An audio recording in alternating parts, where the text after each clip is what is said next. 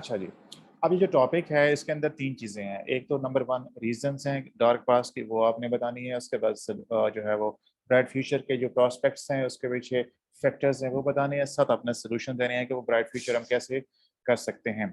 आप देखें कि इसके अंदर तीन चीज़ें हैं, तो आप कोशिश करें कि 6-7 पॉइंट हर हेडिंग के नीचे आएंगे। 6-7 उसके अंदर रीजंस आ जाएंगे, 6-7 फैक्टर्स ब्राइट फ्यूचर के, और फिर 6-7 जो है आपके इसके आ जाएंगे सोल्यूशंस आ जाएंगे। ठीक है, तो आपने कोशिश करनी होती है कि अभी प्रैक्टिस के दौरान आपने अराउंड 20 पॉइंट्स आपकी आउटलाइन में होने चाहिए लाजमी तौर पर।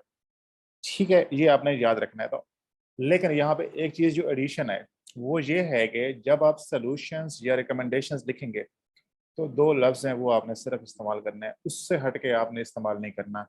शायद मैंने यहाँ पे लिखा होगा, कहीं पे नहीं है। अच्छा, मैं आपको दिखा देता हूँ। ये है आपके पास एक नंबर 5 हेडिंग देखें आप इसकी, कि further strategies needed to mitigate impacts of कोविड-19 इन पाकिस्तान। यानी कि पाकिस्तान में कोविड-19 के जो इम्पैक्ट्स हैं उसके ऊपर एक ऐसे था और उसमें हम सोल्यूशन दे रहे हैं। जब भी आपने आउटलाइन देनी है और उसके अंदर सोल्यूशन लिखनी है तो आपने शुड और मस्ट यूज करना है। This should be done, this must be done, this should be done, this must be done. इसके अलावा कैन है, कुड है, विल है, वुड है, नीड है, कुछ भी आपने यूज नहीं करना। इसको देखें नंबर 1 को, the government must improve health care sector through investment and better facilities. Must का इस्तेमाल हुआ है। उसके बाद जो लास्ट में अगर आप देखें तो उसके अंदर शुड इस्तेमाल हो रहा था। Future is digital and the government should introduce digital services in economic and education sectors amidst the pandemic. ठीक है, तो आपने जब भी सॉल्यूशंस लिखने हैं तो आपने शुड और मस्ट यूज करना है, ये दो लफ्ज लिखने हैं। ठीक है, फॉर एग्जांपल हम यहाँ पे आते हैं, मैं आपको एक दो लिख के दिखाता हूँ कि अब इसको कैसे करेंगे। ठीक है, हम कह सकते हैं फॉर एग्जांपल कि political parties must ensure democracy with in. ठीक है ना जी, हम कह देते हैं। उसके बाद हम कहते हैं कि leadership in Pakistan should focus on across the board accountability. ठीक है, तो बेसिकली जब भी आपने सॉल्यूशंस रिकमेंडेशंस वे फॉरवर्ड देना है तो आपने उसके अंदर शुड और मस्ट यूज करना है। ठीक है, ये बात क्लियर है। उसके बाद आपने एक और चीज जो याद रखनी है वो ये है कि हाँ जी, असर्टिव होना होता है।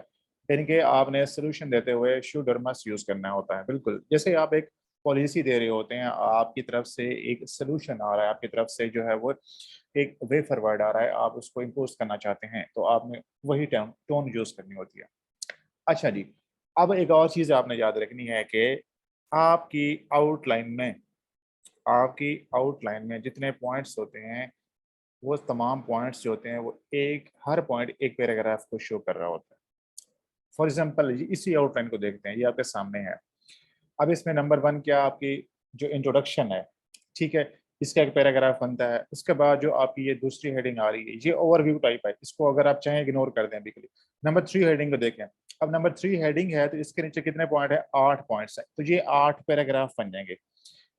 जो फर्स्ट पॉइंट है उसका फर्स्ट पैराग्राफ बन जाएगा, दूसरे का 2 पैराग्राफ, फिर तीसरे का, चौथे का, ये सारे पैराग्राफ हैं। तो आपने जब आउटलाइन बनानी होती है तो उसके अंदर आपने ये ख्याल रखना होता है कि उसकी जो लेंथ है वो मुनासिब होनी चाहिए। 17 से 18 पैराग्राफ सबको चाहिए, तो दैट मीन्स के आपकी आउटलाइन में जो टोटल पॉइंट्स हैं वो 17 से 18 होने चाहिए कम अज कम।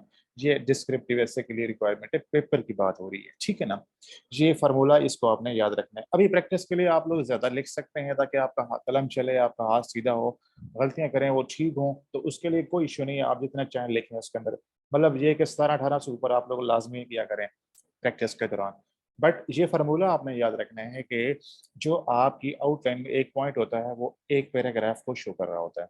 तो ये 8 पॉइंट ये हैं, ये 8 पैराग्राफ ये बन जाएंगे। अब उसके बाद नंबर 4 हेडिंग के नीचे 3 पॉइंट्स है, 3 पैराग्राफ ये बन जाएंगे, 8 और 3 11। उसके बाद नंबर 5 हेडिंग है, उसके नीचे 3 पैराग्राफ, 3 पॉइंट्स हैं, तो ये 3 पॉइंट्स ये बन जाएंगे, यानी कि तकरीबन 14 पैराग्राफ्स ये बनते हैं। अच्छा, अगर कोई हेडिंग दी गई हो और उसके नीचे कोई सब पॉइंट ना हो, जैसे फॉर एग्जांपल ये नंबर 2 हेडिंग है, ठीक है ना। ये नंबर 2 हेडिंग है, तो इसके नीचे हमने कोई सब पॉइंट नहीं लिखे, जैसे कि हमने तीसरी हेडिंग के नीचे लिखे हुए हैं। तो अगर कोई हेडिंग है और उसके नीचे सब पॉइंट नहीं है तो वो क्या होगा, वो एक पैराग्राफ होगा। समझ आइए बात की, यानी कि बेसिकली ये जो नंबर 2 हेडिंग है ये एक मुकम्मल पैराग्राफ बन जाएगा, हमारा पैराग्राफ इसी के ऊपर बन जाएगा। ठीक है, तो इसको भी हम गिनते हैं। अब जी मैं आपको क्यों बता रहा हूँ, ये इसलिए बता रहा हूँ कि जब आपने सोल्यूशंस लिखने होते हैं और अगर आपसे ना पूछा गया हो, आपसे ना कहा गया हो, बट आपने लाजमी देना है। और उसको देने का तरीका ये है कि आप सिर्फ ये लिख सकते हैं कि जैसे मैंने यहाँ पे बताया था आपको कि ये जो आपने लिखे थे सॉल्यूशंस रिकमेंडेशंस, ठीक है, यहाँ पे तो आपने जो है प्रॉपर्ली उसको लिखा है। अगर आपसे ना पूछा गया हो तो उसका देने का तरीका ये है कि आप हेडिंग देंगे। जैसे फॉर एग्जाम्पल नंबर 4 हेडिंग है द वे फॉरवर्ड, इतना लिख के आपने इसको अंडरलाइन कर देना है मार्कर से, जस्ट बिफोर योर कंक्लूजन, बस इतना सा लफ्ज लिख देना है और ये आपका एक पैराग्राफ बन जाएगा। जितने भी सॉल्यूशंस आप देना चाहेंगे, जितने भी आपके पास आइडियाज होंगे कि एक टॉपिक के ऊपर आपने कुछ सॉल्यूशन देने हैं, कोई प्रपोजल्स देने हैं, कोई पॉलिसी पेश करनी है, वो इसी एक पैराग्राफ के अंदर आप कर सकते हैं। अभी के लिए इतना याद रखना है, वो पैराग्राफ के अंदर जब हम जाएंगे मजीद डिटेल में तो हम इंशाल्लाह डिस्कस करेंगे उसको। ठीक है, अब अगर आउटलाइन के हवाले से कोई कन्फ्यूजन है, कोई सवाल है, तो आप लोग पूछ सकते हैं। ठीक है, तो मैंने ये सोचा है कि अभी के लिए जो है वो आज आपको एक क्लास में एक और आउटलाइन करवाएंगे। ठीक है, और जो आपका इंट्रोडक्शन का लेक्चर है वो कल पे जाएगा। ठीक है, इंट्रोडक्शन जो है वो हम कल करेंगे। अभी हम एक आउटलाइन लेंगे, एक टॉपिक लेंगे और उसकी हम यहाँ क्लास के अंदर ही प्रैक्टिस करेंगे उसकी। मैं अभी स्क्रीन शेयरिंग ऑफ कर रहा हूँ 2 मिनट के लिए, मैं टॉपिक निकाल लूँ, कोई सवाल वगैरह है? हाँ जी, अगर प्रोस एंड कॉन्स पूछे तो वो ही देने हैं आपने। ठीक है, मुझे एक टॉपिक देखने दें कि कौन सा टॉपिक आपको जो है वो प्रैक्टिस करवाना है अभी क्लास में। श्योर।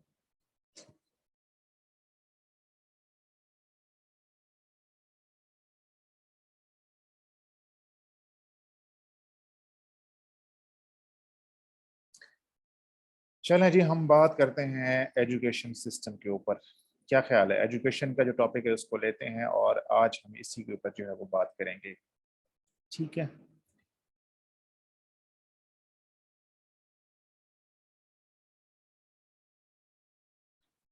मुझे ये देखने देंगे।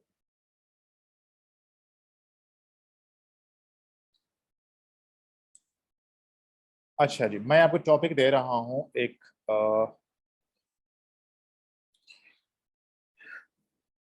हाँ जी, क्या सवाल पूछा है सर? इसमें फर्क तो नहीं पड़ता कि एक हेडिंग में सब हेडिंग ज्यादा हो और दूसरे हाँ, इसमें कोई फर्क नहीं पड़ता, बट ये चीज़ इंपॉर्टेंट होती है, आगे जाके इसको हम डिस्कस करेंगे कि सम टाइम आपके पास अ, दो चीज़ें पूछी गई होती हैं, सम टाइम जो है वो एक ही चीज़ पूछी गई होती है या सम टाइम तीन चीज़ें पूछी गई होती हैं। फॉर एग्जांपल, जैसे आपका टॉपिक था कि global warming causes effects and solutions, अब तीन चीज़ें पूछी गई हैं तो इसमें आप बैलेंस कर सकते हैं, 4 5 6 4 5 6 जितना चाहें कर सकते हैं।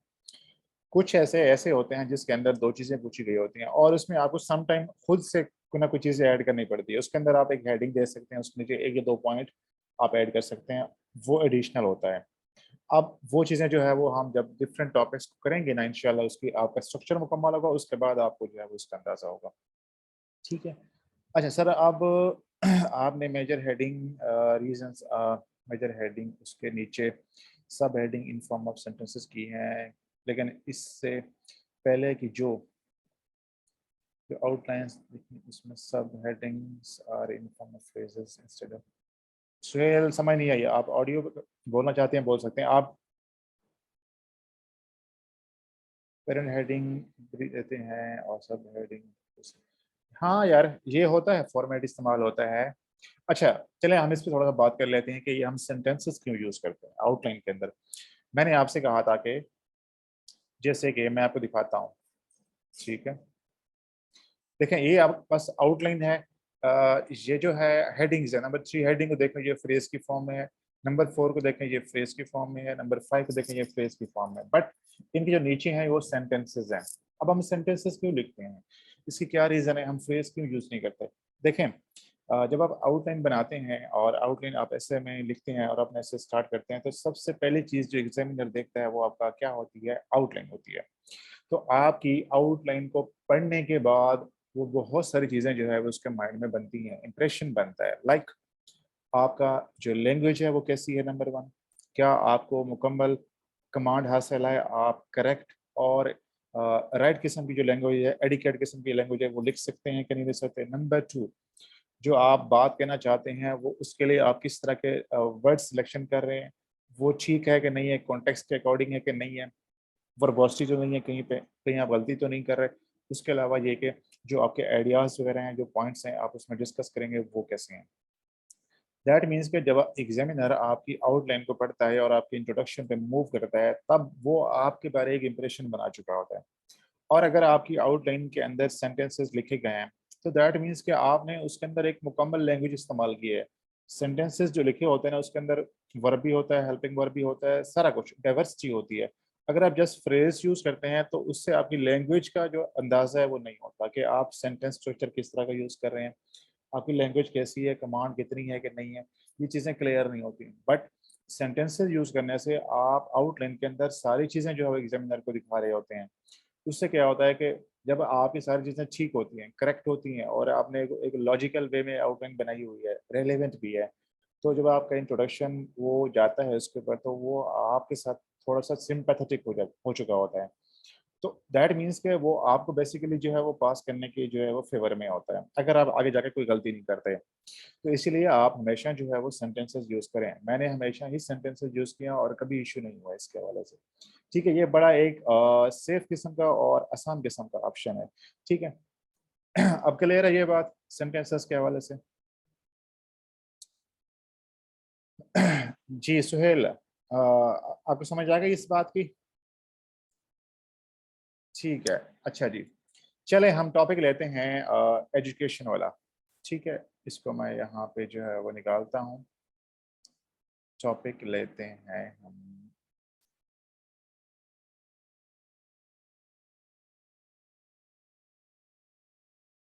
Education system of Pakistan. चलें इसके ऊपर एक three dimensional statement of topic बनाएं जल्दी से। अब आप लोग जो है वो स्टेटमेंट बनाते हुए जल्दी किया करें। ठीक है, अब आप तो जो है वो बहुत सारी कर चुके हैं।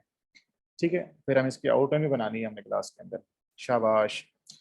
एजुकेशन सिस्टम ऑफ पाकिस्तान के ऊपर आपने एक three dimensional statement of topic बनानी है। चलें जी, मैं टॉपिक भी यहाँ पे आपकी चैट में सेंड कर रहा हूँ और स्क्रीन जो है वो 2 मिनट के लिए मैं ऑफ कर रहा हूँ।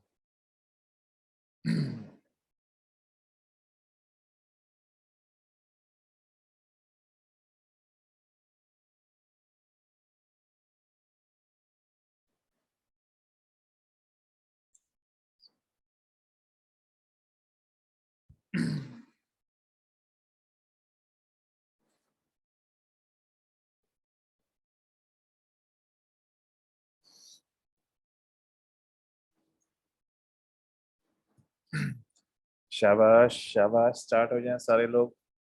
स्टेटमेंट ऑफ टॉपिक बनाए अपनी अपनी। Education system of Pakistan.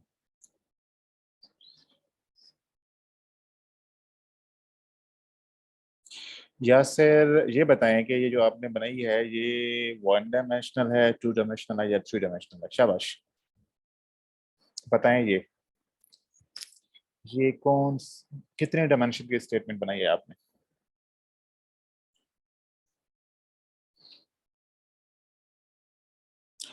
तीन वाली कैसे है, मुझे बताएं जरा। शाबाश, एक्सप्लेन करें कि ये थ्री डायमेंशनल कैसे है।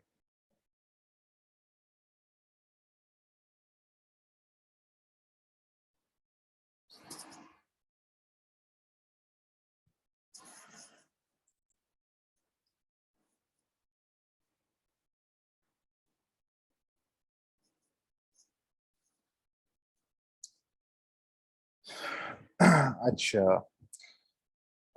First challenges, second control and third measures.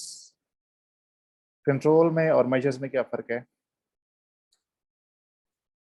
हाँ जी, शाबाश। नीता कहती है education system in Pakistan has faced numerous challenges which are affecting assess effective measures. Okay, very good Nita, शाबाश शाबाश। बाकी लोग बनाए शाबाश। हरी आप जल्दी जल्दी बनाए स्टेटमेंट ऑफ टॉपिक।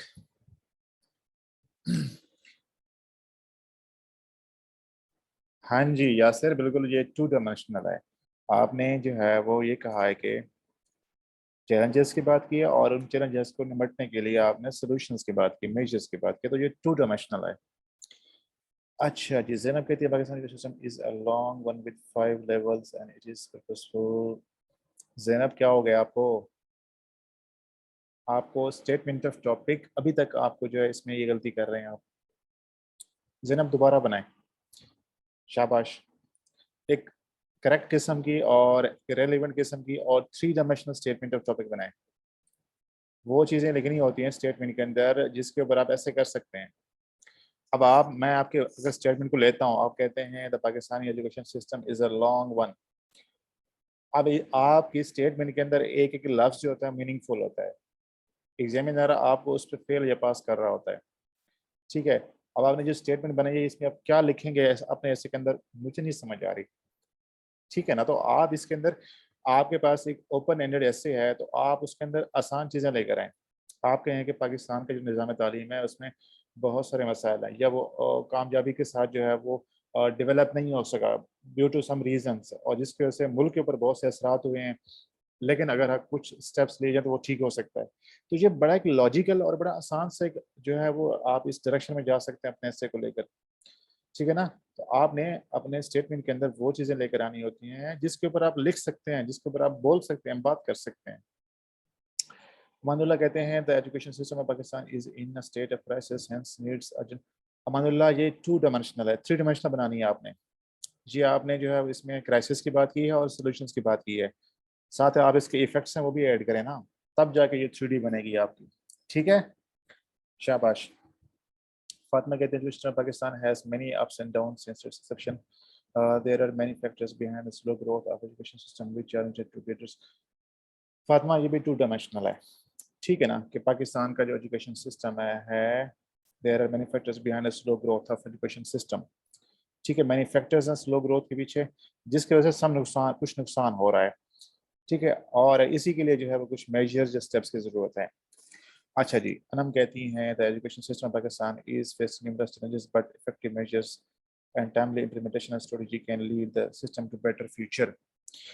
अनम आपके भी टू डायमेंशनल है, ठीक है, शाबाश। कोशिश करें इस बात को समझें कि 2 डायमेंशनल और 3 डायमेंशनल में क्या फ़र्क होता है, ये मैं बहुत क्लियरली और डिटेल में बता चुका हूँ आपको। नरीना कहती हैं education system is flourishing in Pakistan slowly however it is continuously lot of challenges. शाबाश, बिल्कुल ठीक है। आपने ये कहा है कि स्लोली कर रहा है तो ज़ाहिर है उसके पीछे फैक्टर्स हैं, ठीक है। अब वो जो है वो उसके अंदर कुछ चैलेंजेस भी मौजूद हैं लेकिन कुछ स्टेप्स ले तो बेहतर हो सकते हैं। शाबाशी 3D है। इजाज कहते हैं education system of Pakistan has always been in doldrums which has affected the mass has therefore a multifaceted, very good, शाबाश, ये है 3 डायमेंशनल स्टेटमेंट। हारिस कहते हैं education system of Pakistan is at divisional level in 3 tiers of education. ये mention करने की जरूरत नहीं है Haris, 3 tiers of education system की that exist in the country, progressive measures और ये अभी भी 2 डायमेंशनल है। यासिर कहते हैं education Pakistan is facing various challenges, these challenges affect education quality. Yes, बिल्कुल ठीक है।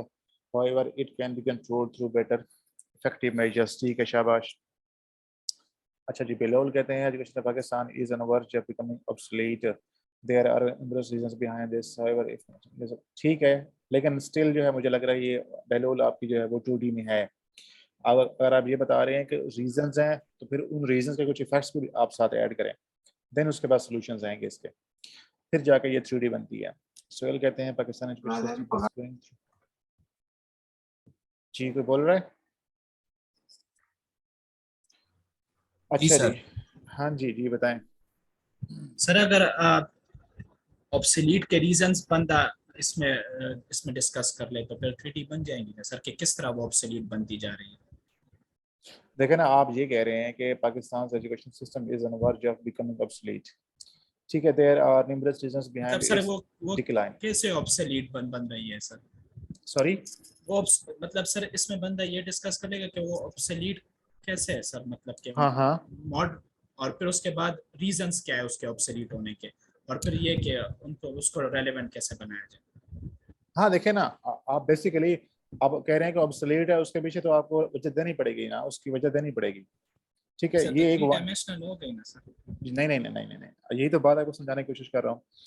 देखें, यस। जब आपने कहा कि Pakistan education system has become obsolete, ठीक है ना, तो अगर आपको ऑब्सोलीट को साबित करना है तो उसका एविडेंस देना पड़ेगा।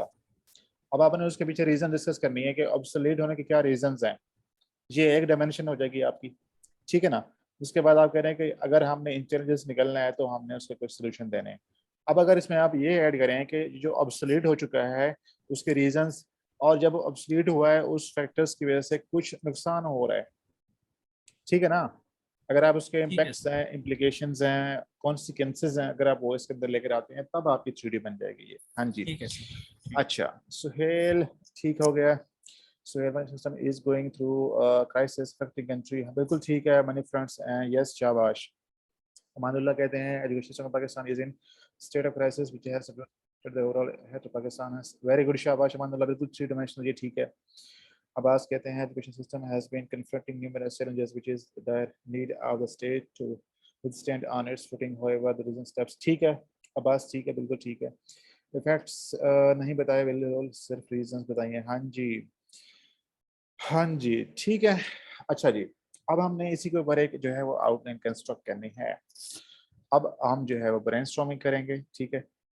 अच्छा, आप लोग मुझे बताएं कि क्या वो 4 स्टेप्स हैं। शाबाश, सब लोग मुझे वो 4 स्टेप्स बताएं, चैट में बताएं।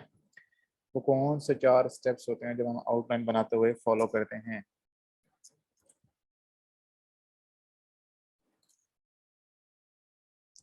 इकट्ठे बता दें सारे। शाबाश।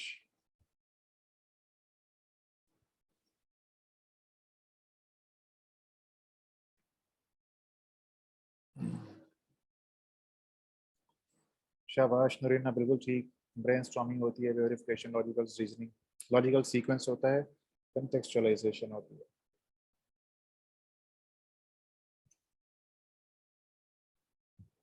ठीक है, शाबाश, ठीक हो गया, ठीक हो गया, ठीक हो गया। अच्छा जी, अब हम एक काम करते हैं, हम एक बनाते हैं स्टेटमेंट इसी टॉपिक के ऊपर, ठीक है। हम कहते हैं कि मैं अभी आपके साथ जो है स्क्रीन शेयर करता हूँ।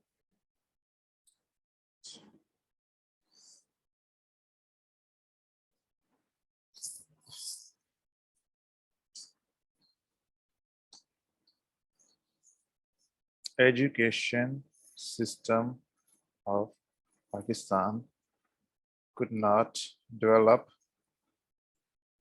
due to some reasons which as a result have affected the country in numerous ways. However, set of practical reforms can help improve this education system. ठीक है, ये आपके पास एक 3 डायमेंशनल स्टेटमेंट ऑफ टॉपिक है। Number 1 आपने क्या बात की है कि पाकिस्तान का जो एजुकेशन सिस्टम है it could not develop due to some reasons, कि इतना मेच्योर, इतना क्वालिटी वाला या इतना बेहतर नहीं हो सका, उसके पीछे कुछ रीजंस हैं। और जब वो क्वालिटी नहीं रही तो ज़ाहिर है उसकी वजह से कुछ इफ़ेक्ट्स हो रहे हैं उसके। और लेकिन अगर हम कुछ एक स्टेप्स लेते हैं, मेजर्स लेते हैं, रिफॉर्म्स लेकर आते हैं तो उससे जो एजुकेशन सिस्टम है इसको हम बेहतर कर सकते हैं।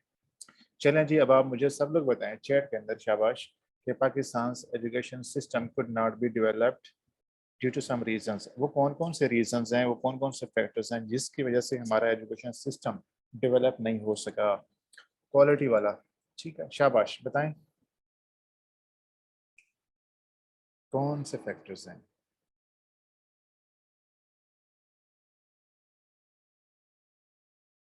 सब लोग बताएं, शाबाश। कौन कौन से वो फैक्टर्स हैं जिसकी वजह से पाकिस्तान का जो एजुकेशन सिस्टम है वो डेवलप नहीं हो सका। हाँ जी, एब्सोल्यूट कंटेंट, ठीक है। डिफरेंट स्कूलिंग सिस्टम, अच्छा। आवाज़ आती है, किसको आवाज़ आती है? अब्बास, ऑब्सोलीट कंटेंट है, डिफरेंट स्कूलिंग मीडियम्स हैं, आउटडेटेड करिकुलम है, करप्शन है, education was never the priority of, very good Anam, शाबाश।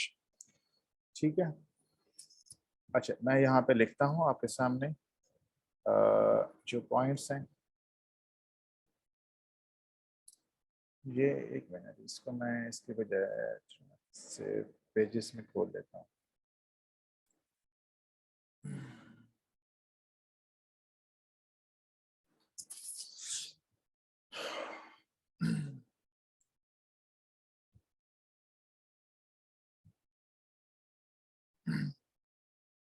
शाबाश शाबाश शाबाश, वेरी गुड।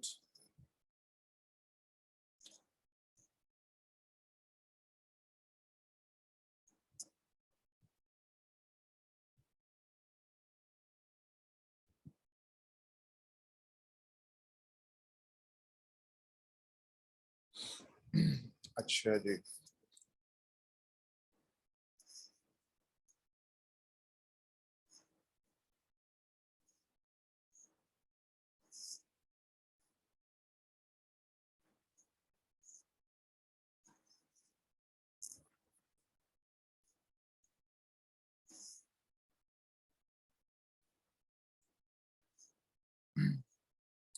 यस। अब हम लिखते हैं यहाँ पर, एक मिनट,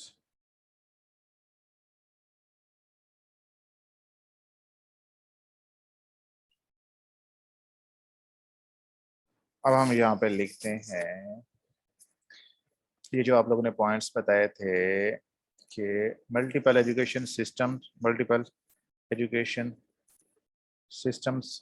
उसके बाद हमारे पास आते हैं कि एक मिनट एक मिनट, ये कहाँ पे चले गए, बस करें आप बस करें, रुक जाए, मैं यहाँ पे नोट कर लूँ, उसके बाद फिर हम अगले स्टेप पे जाएंगे। अच्छा, यस, आउटडेटेड करिकुलम,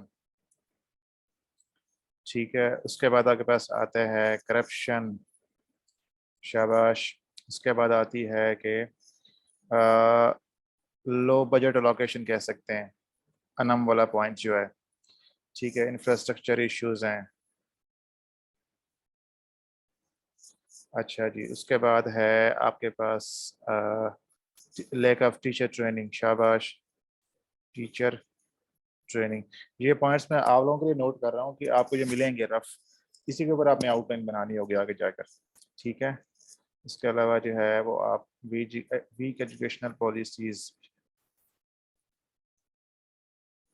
ठीक है। अच्छा जी, उसके बाद हम कह सकते हैं कि लेक ऑफ रिसर्च, ठीक है। उसके बाद आप कह सकते हैं कि पॉवर्टी, आप कह सकते हैं इकोनॉमिक इश्यूज, ठीक है। देन आप कह सकते हैं कि शॉर्ट टर्म पॉलिसीज,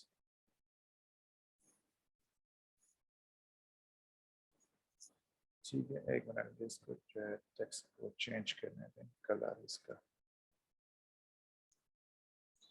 ठीक है। ये हो गया आपका जो है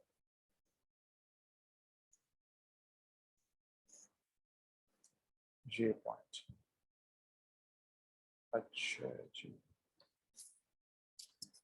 इसके अंदर मजीद आप ऐड कर सकते हैं, आप चाहें तो इसके अंदर क्या ऐड कर सकते हैं, फाइनेंशियल इंस्टेबिलिटी, यूनिफॉर्म अन यूनिफॉर्म एजुकेशन, इंफ्रास्ट्रक्चर हो गया, अंडर ट्रेन टीचर्स हो गए, नॉन अफोर्डेबिलिटी, एक्सपेंसिव एजुकेशन, ठीक है। आप कह सकते हैं उसके अलावा जो है वो नो क्रिएटिविटी, वेरी गुड, शाबाश, ठीक है ना। नो क्रिएटिविटी है, जेंडर डिफरेंसेस हैं, ठीक है। इसके अंदर आप यस, नेपोटिज्म, टिज्म वगैरह आप कह सकते हैं, नेपोटिज्म, करप्शन, ठीक है। ये आप इसके अंदर ऐड कर सकते हैं। एक और पॉइंट आप कह सकते हैं कि conventional teaching methods, conventional teaching methods, ठीक है।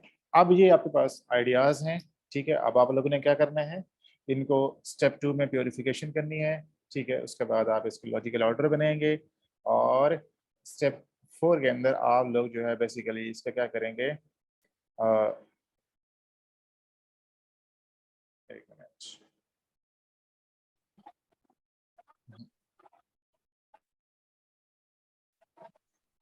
आप इनको जो है वो सेंटेंसेस बनाएंगे आप इनके, ठीक है। तो अब आप बनाएं, शाबाश। पहले वाला पॉइंट हम फर्स्ट करते हैं, मैं यहाँ फर्स्ट करता हूँ कि पहला पॉइंट हमारे पास है आउटडेटेड सिलेबस। अब मुझे बना के दिखाएं, मुझे देखना है कि आप लोग कैसे बनाएंगे, क्या आपको समझ आई है कि नहीं आई। हाँ जी, शाबाश।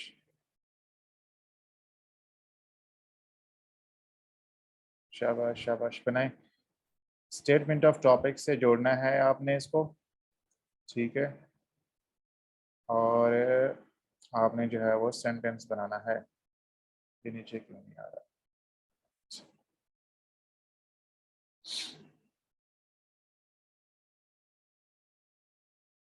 बनाएं, कैसे बनाएंगे आप लोग? अच्छा, सेंटेंस बनाएं, सेंटेंस बनाएं, पॉइंट्स नहीं बताने मुझे, आपने सेंटेंसेस बनाने हैं। चले मैं आपको बना के दिखाता हूँ। आउटडेटेड सिलेबस,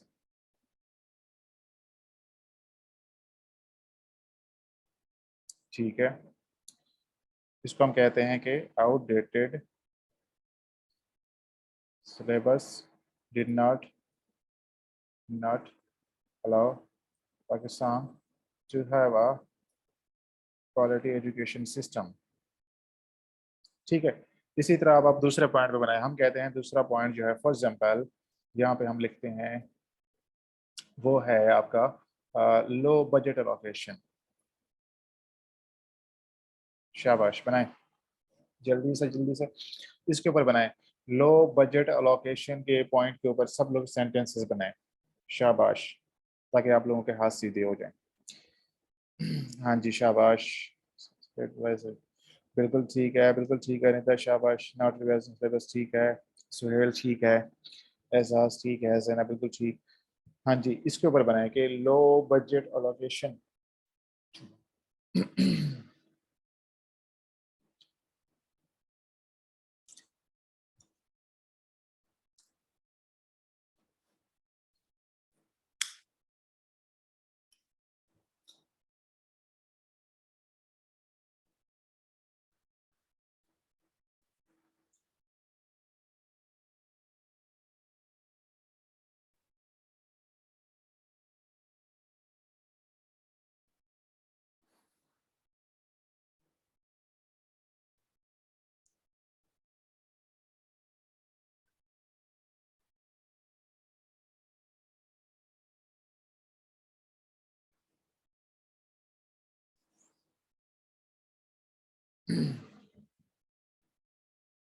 हाँ जी, शाबाश शाबाश। कौन आ रहा है जा रहा है कोई पता नहीं चलता मीटिंग के दौरान। जैसे क्लासरूम में कोई वॉशरूम जा रहा होता है, कोई पानी पीने जा रहा होता है, यही लगता है मुझे, ऐसा ही लगता है कि जूम पे भी यही हो रहा होता है। अच्छा जी, शाबाश शाबाश।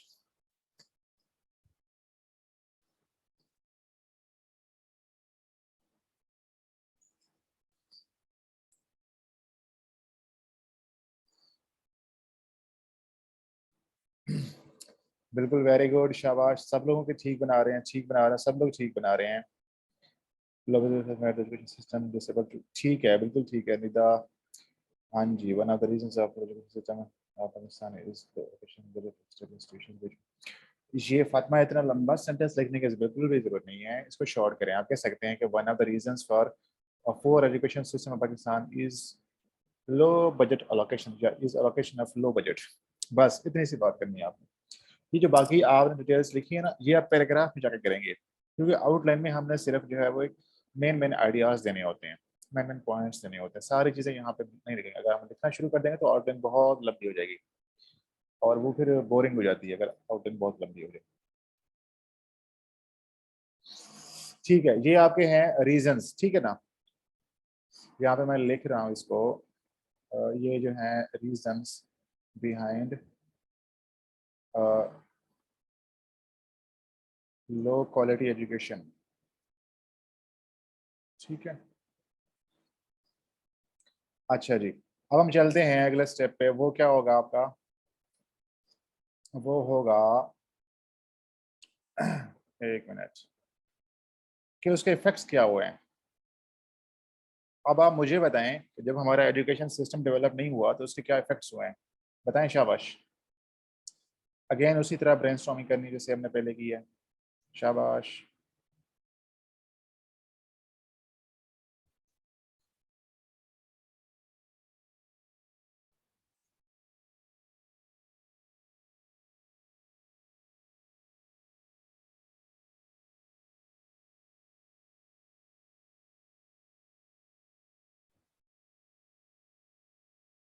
हाँ जी, लेक ऑफ क्रिटिकल थिंकिंग, शाबाश, बिल्कुल ठीक है। कंपेटिटिवनेस का इशू है, अनएम्प्लॉयमेंट है, नो न्यू एंटरप्रेन्योर्स हैं, पोर ह्यूमन रिसोर्सेज हैं। शाबाश शाबाश।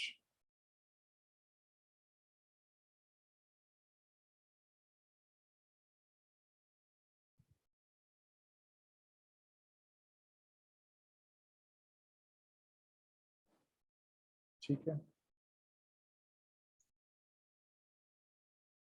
शाबाश। रैंडम आइडियाज आपके। हाँ जी।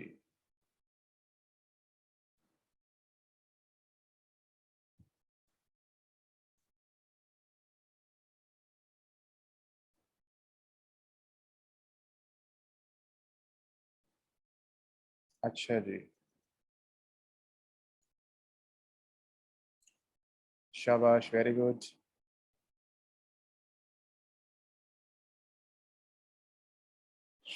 इसको मैं,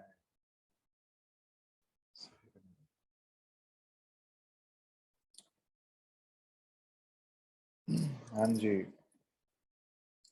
ठीक है, रुक जाएं आप लोग, अब रुक जाएं।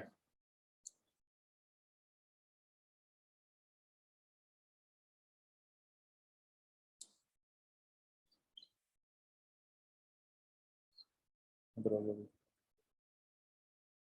हाँ जी, 2 मिनट के लिए ब्रेक लगा लें, फिर हम अगली हेडिंग पे जाएंगे। और इसको हम इधर ले जाते हैं, अगले पेज पे ले जाते हैं इसको सारों को।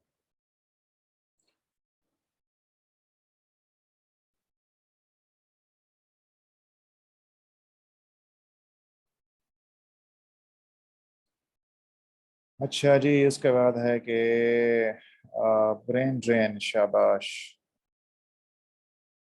ये मैं यहाँ पे जो है जो बहुत रेलेवेंट है वो लिख रहा हूँ, ठीक है। इसको आप लोग जो है फिर खुद ही इसकी क्या करेंगे, प्योरिफिकेशन करेंगे, लॉजिकल ऑर्डर बनाएंगे, और इसी की बेस पे आप जो है फिर सेंटेंसेस बनाएंगे, ठीक है। ये मैं आपकी जो है वो आसानी के लिए यहाँ पे आपको ये बना के दे रहा हूँ पॉइंट्स,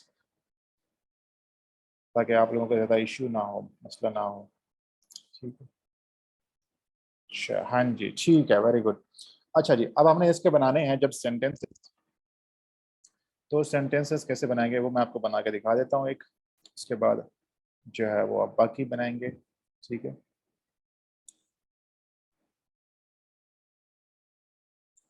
अच्छा जी,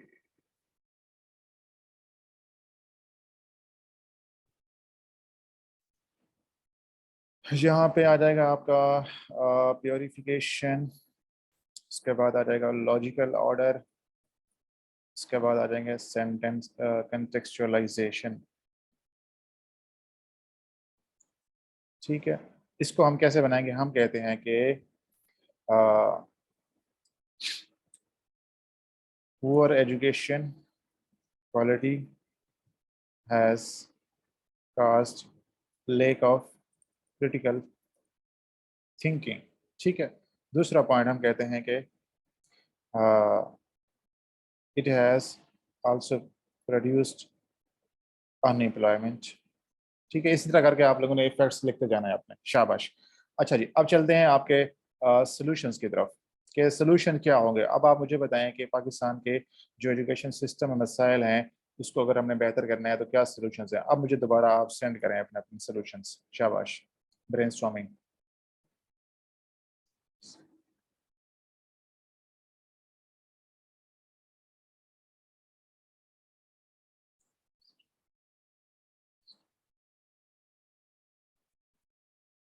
शाबाश।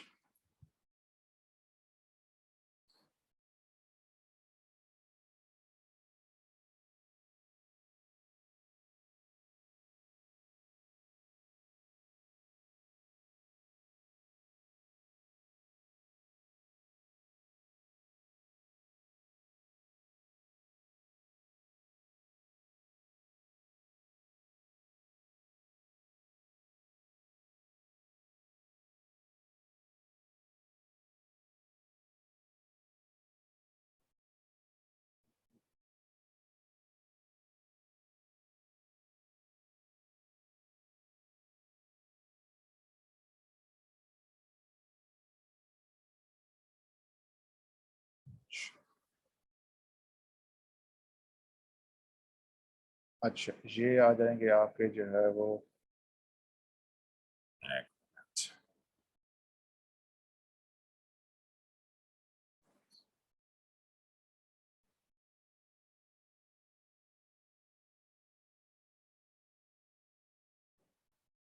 यहाँ पे आ जाएंगे रैंडम आइडियाज, उसके बाद आ जाएगी प्योरिफिकेशन, फिर आ जाएगा लॉजिकल ऑर्डर, और आ जाएगा कंटेक्चुअलाइजेशन। हाँ जी, अब आप लोग क्या कहते हैं, अब मुझे देखने हैं आपके सॉल्यूशंस। अच्छा जी,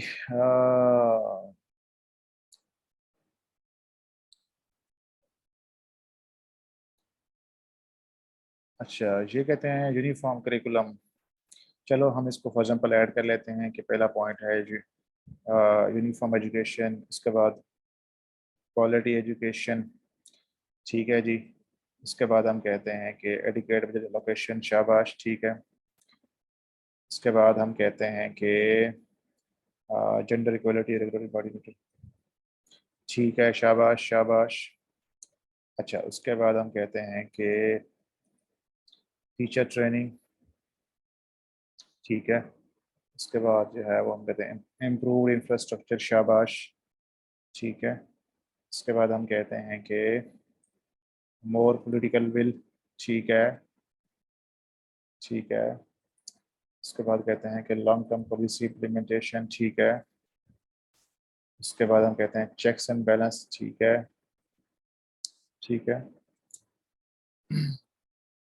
टीचर्स एग्जामिनेशन सिस्टम, ठीक है, वेरी गुड। ये आप इसके अंदर जितने ऐड करते जाएंगे तो ये होते जाएंगे, ठीक है ना, अकाउंटेबिलिटी वगैरह। और इसके अंदर जी अब आप इसके सेंटेंसेस बनाएंगे, तो पहला सेंटेंस कैसे बन जाएगा कि हम कहते हैं क्वालिटी या सॉरी बजट लोकेशन की, हम कहते हैं कि the government should invest more in the in education system, should spend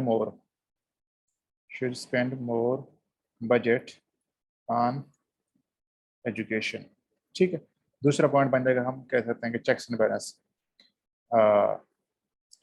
there must also be a proper system of checks and balances for performance improvement, ठीक है। ये इस तरह करके आप लोग जो है वो जो मैंने स्टाइल बताया शुड और मस्ट का, वो आपने सॉल्यूशंस लिखने हैं। ये बात क्लियर है? ये आपके जो है क्या हो जाएंगे, सॉल्यूशंस हो जाएंगे। ये मैंने यहाँ पे आपको जो है वो लिख के दे दिए हैं। इसी ये आपके साथ मैं अभी शेयर कर देता हूँ। इसी को लेकर आपने थ्री डायमेंशनल आउटलाइन मुकम्मल तौर पर बना के लानी है कल के लिए, यही आपका टास्क होगा, ठीक है ना। यही आपको फाइल मिलेगी और इसके अलावा आपको कुछ भी नहीं मिलेगा। कोई चीज़ पूछनी हो, कोई सवाल हो तो आप पूछ लें आप। जी शाबाश। हाँ जी, मजीद आप इसके अंदर ऐड कर सकते हैं। हाँ जी, बस ये आपने कोशिश करनी है कि 20 तक करीब पॉइंट्स लिखें, 5-6 जो है एक हेडिंग के नीचे आप आना चाहिए। Single national curriculum is really a solution, ये एक बड़ी डिबेट है।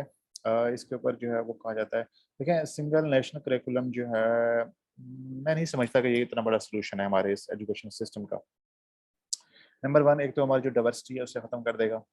आप मतलब हर यूथ को या हर जो एक ग्रेजुएट है यूनिवर्सिटी का या कॉलेज का, उसको एक जैसा बनाना चाहते हैं, ठीक है। उसके अलावा जो एसएनसी है उसका focus more on religious education, ठीक है। उसके ऊपर भी जो है कंसर्न्स है, particularly when it comes to minorities.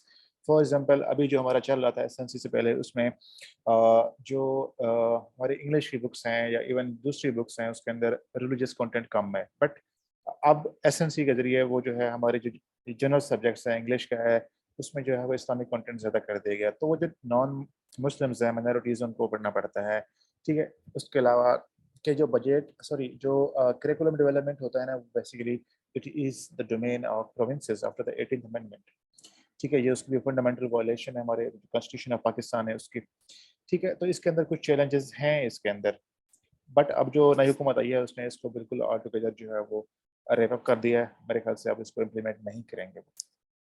सो इसमें प्रॉब्लम्स तो हैं, इसको मजीद जो है बेहतर हो सकता है इसके अंदर, लेकिन ये सोल्यूशन नहीं है कोई, ठीक है। हमें मजीद ओवरऑल देखा जाए ना तो ये बड़ी डिबेट है पाकिस्तान का एजुकेशन सिस्टम कैसे बेहतर हो सकता है।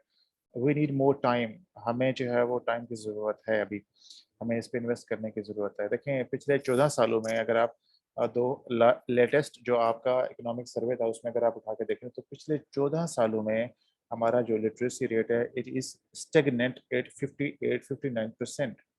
मतलब हमने पिछले 15 सालों में लिटरेसी रेट में 1% भी इजाफा नहीं किया। मतलब दिस इज़ रियली अनफॉर्चुनेट और बहुत ही एक सॉरी स्टेट ऑफ अफेयर्स है। तो इस तरह के बहुत सारे मसाइल हैं जो बोटलनेक्स हैं, जो मेन चैलेंजेस हैं, उस पर काम किया जा सकता है, उनको अगर एड्रेस करें तो जो है बेहतर हो सकता है। यार कासिम को हम आएंगे उसके ऊपर बात करेंगे, उसके ऊपर सीरियस जर्नी की बात करेंगे हम इंशाल्लाह। ठीक है ना, अभी थोड़ा सा ये जो चीज़ें हैं ना चल लें। आपको बहुत शौक है लेकिन जो है बहुत सारे बच्चे हैं उनको कंसर्न्स हो सकते हैं कि उनके एग्जाम करीब है, तो मैं चाह रहा हूँ कि ये चीज़ें जो पहले हैं वो कर लें हम। जैसे हमारा ऐसे का स्ट्रक्चर मुकम्मल होगा, आर्गुमेंटेटिव मुकम्मल होगा, फिर हम जो है वो बाकी क्लासेस आगे होंगे, उसके अंदर हम जाके डिस्कशन करेंगे आप लोगों के सवाल। हाँ जी, यस, अब आप पूछ जल्दी से पूछ लें जो सवाल पूछने हैं। अस्सलाम वालेकुम सर। वालेकुम सलाम। सर ये जो अक्सर मैं मुख्तलिफ फॉर्मेट देखता हूँ आउटलाइन के, तो उसमें अक्सर सर एक सेंटेंस के नीचे केस स्टडीज देते हैं, वो जो हमारा स्टेटमेंट को बेक कर रहा होता है ना, तो अक्सर आउटलाइन में ही लिखते हैं और ऐसे स्मॉल ब्रैकेट्स में क्लोज कर देते हैं। या किसी कोई स्टैंडर्ड जैसे केस स्टडी या फिनलैंड वगैरह की जो एजुकेशन है उसका हवाला है।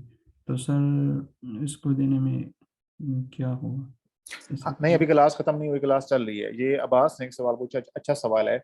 ये पूछा है इन्होंने कि जब हम आउटलाइन लिख रहे होते हैं तो कुछ लोग यह करते हैं कि एक पॉइंट लिखा, फॉर एग्जांपल जैसे मैंने ये पॉइंट लिखा है, ये आपका आउटलाइन का एक पॉइंट है ना, इसके नीचे लोग क्या करेंगे, केस स्टडी ऐड कर देते हैं, case in point, case study. आपने ये चीज़ बिल्कुल भी नहीं करनी, ठीक है ना, आपने बिल्कुल भी नहीं करनी, क्योंकि अगर आप जो है वो ये सारा डेटा वगैरह है, जितने आपके पास एग्जाम्पल्स हैं, केस स्टडीज़ हैं, अगर आप आउटलाइन में शो कर देते हैं तो नंबर वन, एक तो आपकी आउटलाइन बहुत लंबी हो जाती है। आज मेरे पास एक बच्चे का ऐसे आया था, आपसे सेशन से हट के उसको मैं चेक कर रहा था, 5 सफ़े के ऊपर उसकी आउटलाइन थी। मतलब दिस इज डिस्गस्टिंग कि 5 सफ़े के ऊपर आपकी आउटलाइन जा रही है, ऐसा नहीं होता। मैक्सिमम आपकी जो आउटलाइन है 2.5 पेजेस, 2 सफ़े के ऊपर जाना चाहिए। मोर अगर इससे भी ऊपर जाना है तो 2.5 पेजेस, 2.5 सफ़े काफ़ी होते हैं आपके आउटलाइन के। तो अगर आप उसके अंदर case in point, case study add करते हैं तो एक तो आपकी आउटलाइन बहुत लंबी हो जाएगी। दूसरी बात जो सबसे इंपॉर्टेंट है वो ये है कि कभी भी आपने आउटलाइन के अंदर अपने जो मेन कार्ड्स हैं, जो आपका डेटा है, जो आपके फैक्ट्स हैं, जो कि आपके पैराग्राफ में काम आएंगे, वो आपने डिस्प्ले नहीं करने होते, ठीक है ना। यानी कि आपने सारे कार्ड्स जो है वो सारी किस्तें जला दी आउटलाइन के अंदर ही, अब आपके पास पैराग्राफ में लिखने के लिए कुछ नहीं बचेगा। तो आपने ये गलती बिल्कुल नहीं करनी होती। तो वो जो आपके पास एग्जाम्पल्स होती हैं, केस स्टडीज होती हैं, डेटा होता है, केस इन पॉइंट होता है, कुछ भी होता है, वो आप पैराग्राफ में यूज़ करेंगे। वो मैं कुछ सिखाऊंगा कि कैसे हम उसको बड़ी इंटेलिजेंट वे के अंदर हम उसको यूज़ कर सकते हैं। तो आपने आउटलाइन के अंदर सिर्फ जिस तरह मैंने आपको स्टाइल बताया यही फॉलो करना है आपने, ठीक है। बस ये अच्छा सबके सर, लिए आप क्लियर हो जाएगा, सबको क्लियर हो जाएगा। दूसरा क्वेश्चन ये है, जो आउटलाइन में हम सेंटेंस लिख रहे होते हैं ना, आपकी तो आवाज़ कम आ, दोबारा बताएं। ये जो आउटलाइन हम सेंटेंस बेस कर रहे होते हैं ना सर, हम्म। तो इसमें एक इशू ये आता है कि जो हम सेंटेंस लिखते हैं आउटलाइन में, वही तो हमारा पैराग्राफ में टॉपिक सेंटेंस भी होता है। तो ये कुछ सर रिपीटिशन टाइप नहीं होती वर्डिंग की सर? अभी आपको लगता होगा कि ये रेपुटेशन हो रही है क्योंकि अभी आप जो है बिल्कुल बेसिक लेवल पे हैं, मतलब इस स्टाइल के साथ आप अभी शुरू कर रहे हैं। आप आपको ये फील आती होगी, सब बच्चों को आती है, मुझे भी आती थी। लेकिन जब आप स्ट्रक्चर मुकम्मल कर चुके होते हैं और आपकी ऐसे कमांड आती है तो आपके पास जो टॉपिक्स होते हैं वो इतने सिंपल नहीं होते, वो डाइवर्सिफाइड टॉपिक्स होते हैं, तो उसके अंदर ये इशू बिल्कुल भी नहीं आता। तो आपको ये फील नहीं होगा कि उसके अंदर आपकी जो है वो रेपिटेशन हो रही है। अगर रेपिटेशन होती भी है कोई इशू नहीं है। इवन मैंने 2020 या 2021 का एक ऐसे का टॉपिक था, उसके ऊपर एक बड़े मशहूर टीचर है, उनकी आउटलाइन देखी थी। उनके जो यानी कि आउटलाइन में सेंटेंस लिखे हुए थे, 12-15 पॉइंट्स थे उनके, और तमाम पॉइंट्स के जो फर्स्ट 4 to 5 वर्ड्स थे वो सेम टू सेम चल रहे, सेम टू सेम चल रहे थे। अगर रेपिटेशन होती भी है कोई इशू नहीं होता, लेकिन उसका हल ये है कि आप सेंटेंस स्ट्रक्चर है वो चेंज कर लें। कभी कीवर्ड्स को शुरू में लिख लें, कभी कीवर्ड्स को बाद में लिख लें, यानी कि जो मेन पॉइंट्स होते हैं आपके, तो वो आप थोड़ा डाइवर्सिटी करके जो है वो डिफरेंट सेंटेंस स्ट्रक्चर के साथ आप इसको ट्राई कर सकते हैं। ये बात तो मैं भी कर रहा हूँ सर कि सेंटेंस बनाने से तो बहुत टाइम लगेगा ना। टाइम लग रहा है, टाइम लग रहा है, बिल्कुल लग रहा है, लेकिन मतलब ये होता है कि हमने ये जो टाइम अभी लग रहा है आपको, इतना टाइम हमने इसको प्रैक्टिस के जरिए इतनी प्रैक्टिस करनी होती है कि हम इसको सारा ऐसे जो 3 घंटे में मैनेज कर सकें।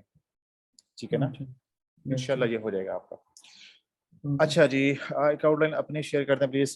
हाँ यार, मैं शेयर करूंगा आपके साथ जब आपका जो है, ये वाली जो मैंने आपको आउटलाइन दिखाई दी ना अभी इसके अंदर, वो मेरी अपनी लिखी हुई थी।